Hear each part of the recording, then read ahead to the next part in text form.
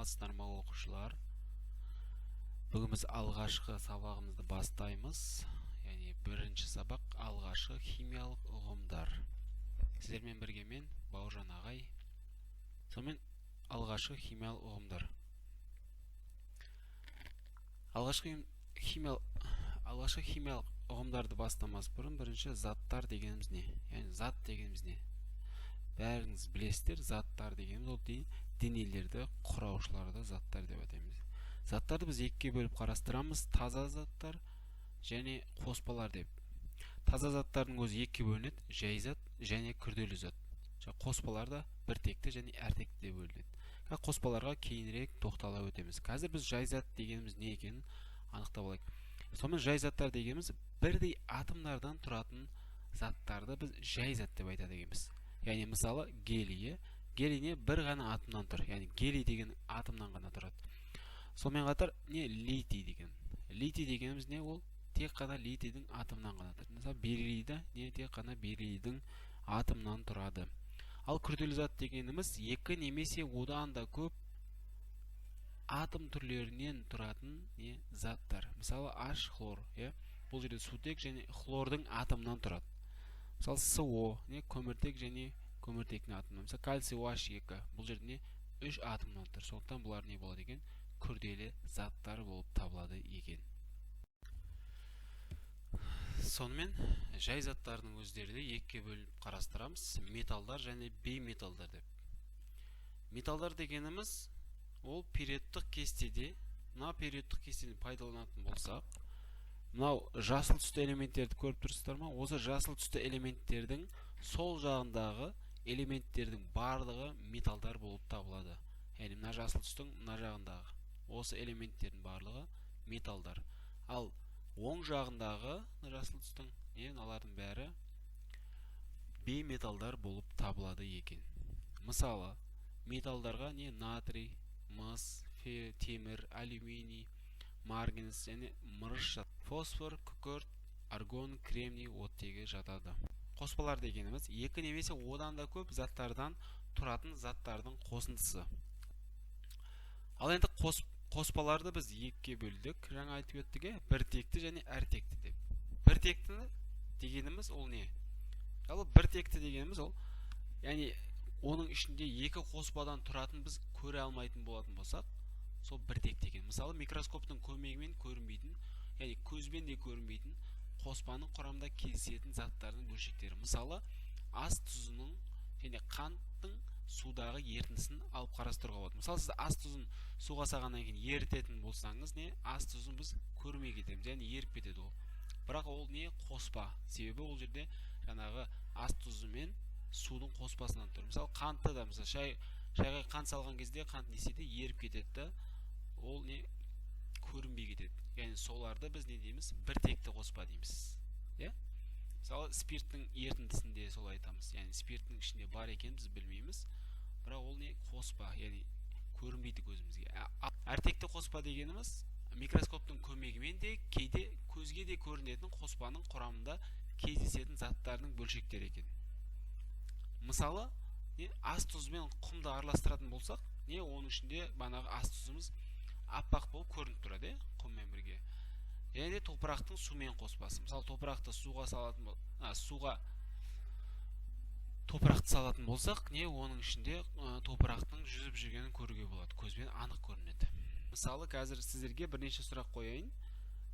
Мысалы сіздер күнде ішіп жүретін кола, кола біртектіге жатады ма, әртектіге ме? Әрине ол біртектіге жатады. Себебі оның құрамындағы басқа заттар бізге көрінбей тұр. Сондықтан ол біртекті болып табылады.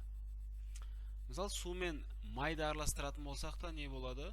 Су мен май бір-бірінен алшақтап білініп тұрады. Яғни ол не болады? Бізде әртекті болып табылады. Мысалы тағы да қарапайым мысал ауаны айтатын болсақ, ауа қандай заттардан тұрады? Білесіздер, ол азот, көмірқышқыл газы және оттегі және басқа да газдардан тұрады.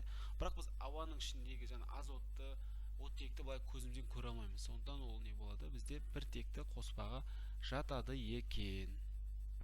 Қоспаларды бөлу әдістері, соның ішінде қайта кристалдау. Қайта кристалдауды біз қай кезде қолданамыз? Мысалы сіздер ас тұзын суға салып еріткеннен кейін оның ішінде көрінбей кетеді, дұрыс па? Енді соның ішіндегі көрінбей тұрған затты біз қалай бөлеміз? Ол үшін біз сол ерітіндіні, яғни ас тұзы ерітілген ерітіндіні не істейміз? Қыздырамыз, яғни ыстық оттың астына қойып қыздырған кезде ол не істейді? Суымыз булана бастайды. Яғни су 100 градусқа жеткенде қайнап өзімен өзі буланып кеткеннен кейін түбінде не қалады? Буланбай жаңағы біздің тұзымыз қалады. Яғни бұны біз не қайта кристалдау деп айтаймыз. Яғни немесе буландыру деп атайды екенбіз. Келесі бізде айдау. Бұл енді бір-бірінде жаңа шексіз еритін заттардың қайнау температурасына негізделген. Мысалы біз бағана айтқандай спирттің ерітіндісін алдық. Спирттің ерітіндісі ол неден тұрады? Спирттен және судан тұрады. Яғни біз оны қайта кристалдап не істеп ала алмаймыз. Себебі спиртімізде сұйық зат, суда сұйық зат. Сонда сұйық пен сұйық болған кезде біз оны айдау әдісін қолданамыз. Яғни бұл кезде спирт пен суды айдаған кезде бірінші біздің не спиртіміз буланып кетеді 60 градуста, содан кейін барып не буланады жаңағы 100 градуста біздің суды бөліп алады екенбіз. Қайта кристалдау мен айдаудың айырмашылығы: қайта кристалдауда қатты заттарды суда еріткеннен кейінгі заттарды бөліп алатын болсақ, ал айдауда сұйық пен сұйықты араластырғаннан кейінгі біртекті қоспаларда қолданады екенбіз. Қайта кристалдау мен айдау бұл бізде біртекті қоспаларды бөлуге арналған. Келесі сүзу. Бұл енді суда ерімейтін заттардың ірі бөлшектерін бөлуге негізделген. Мысалы алатын болсақ, сүзу немесе фильтрлеу. Бұл суда ерімейтін заттардың ірі бөлшектерін бөлуге негізделген. Мысалы бағанағы құмды суға салғаннан кейін біз не істейміз?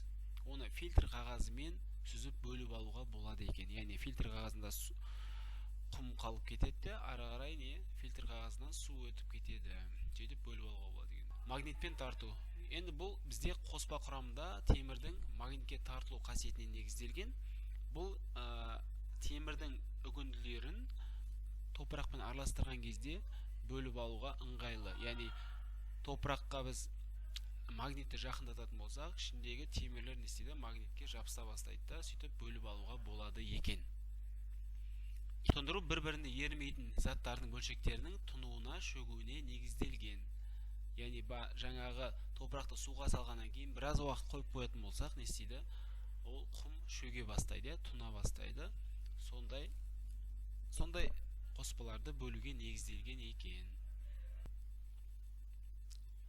Енді мына жерде сіздер бір-бірімен сәйкестендіріңіздер.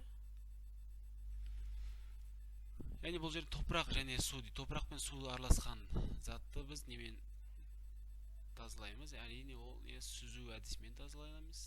Ас тұзы мен суды немен тазалаймыз? Әрине ол бізде буландыру арқылы. Бағана айтып кеткен, қатты зат пен суды қатты зат суда еритін болса, оны буландыру арқылы алады екенбіз. Мыс пен темірдің ұнтақтарын магниттің әсерімен күнбағыс майы мен суды не істейміз? Тұндыру арқылы бөліп алуға болады.